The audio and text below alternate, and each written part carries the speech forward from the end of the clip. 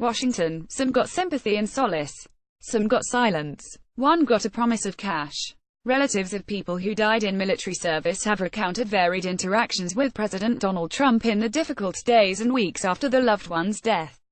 Despite Trump's boast that he reaches out personally to all families of the fallen, interviews with families members did not support his claim.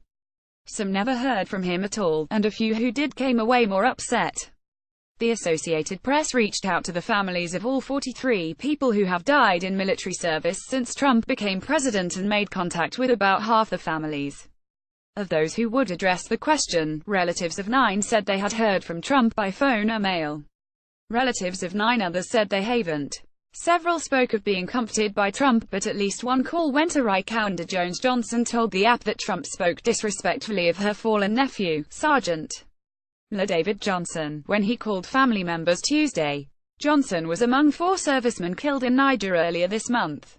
Chris Baldridge of Zebulon, North Carolina, told The Washington Post that Trump promised him $25,000 of his own money when they spoke in the summer about the loss of his son, Army Sergeant Dylan Baldridge, killed in Afghanistan, but the check never came. The White House said Wednesday, after the report, that the check has been sent. Others waited for calls that did not come. After Army Sergeant Jonathan M. Hunter died in a suicide bombing attack in Afghanistan in August, his family was told to expect a call from Trump. But it didn't happen. Hunter, 23, from Columbus, Indiana, died 32 days into his first deployment since joining the Army in 2014. Mark Hunter, his father, said a military casualty officer informed the family that Trump would call, and the family was let down when he didn't. Disappointed that he at least didn't call and thank me for my son and our ultimate sacrifice, Hunter said. That's all I wanted to hear. He didn't have to say nothing else. That's all I wanted to hear. From him, not the vice president. The family spoke with Vice President Mike Pence, who grew up in the same southern Indiana city, at the ceremony honoring the return of the soldiers' remains at Dover Air Force Base in Delaware. So did several other families who lost loved ones in uniform. Calling every family member isn't a presidential tradition. Trump's recent predecessors have reached out to Gold Star families through letters, private meetings and invitations. For Presidents George W. Bush and Barack Obama, who saw far more war dead on their watch, individual phone calls would have been a time-consuming task. Still, Trump this week used his calls as evidence of his support for the military, suggesting he did more to honor the families than his predecessors. I think I've called every family of someone who's died, Trump said, then adding, virtually everybody. He said it's his practice both to make phone calls and send letters. Trump spokeswoman Sarah Huckabee Sanders repeated the claim Wednesday, saying the president has made contact with all of the families that have been presented to him through the White House military office. She did not say whether that contact necessarily meant a phone call, or only a letter, and she did not address the specifics of why families of some war dead have received neither. When someone is killed in action, a Pentagon officer notifies next of kin and sends information to the White House office that is confirmed and assembled. Once that process is completed, the president or other members of the administration can engage in contact, she said. That process appears to have broken down after Army SPC Christopher Michael Harris, 25, of Jackson Springs, North Carolina, was killed in a suicide attack in Afghanistan in August. The White House offered to set up a call, but it fell through and no letter came from the president, either, said his widow, Brittany Harris. Aaron Butler, a 27-year-old guardsman from Monticello, Utah, was killed August 16 at a booby-trapped building in Nangarhar Province, Afghanistan. His mother, Laura Butler, and family spokesman Bill Boyle said Trump has not called or sent a letter. The family is not complaining. The family is very careful that they do not want to be pulled into a partisan slugfest, Boyle said. Jody Misaildine's 20-year-old stepson, Alex Misaildine, was killed October 1 when an IED exploded near his vehicle in Awry Province, Iraq. He had been in Iraq for less than a month.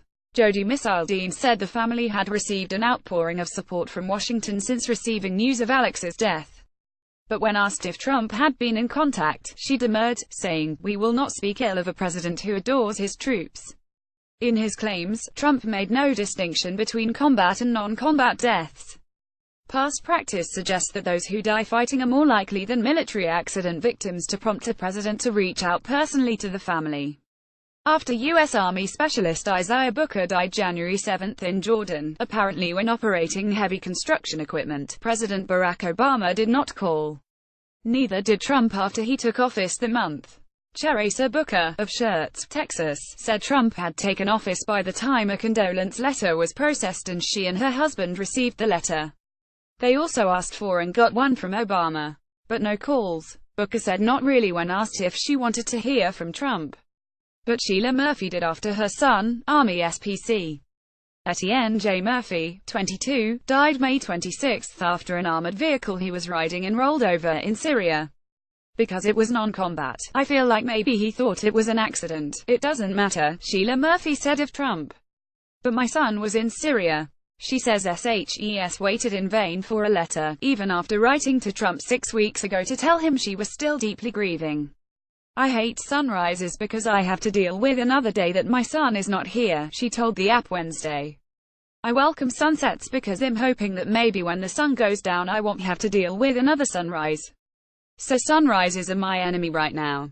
Cynthia Kimball received a letter from the president, but no call, after her Navy son John Henry Hoagland III died in the collision between the USS John S. McCain and a merchant vessel in August.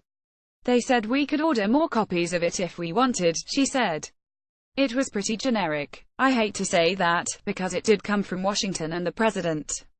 But, I'm going to guess that it was the same or similar to the letter that everybody else received.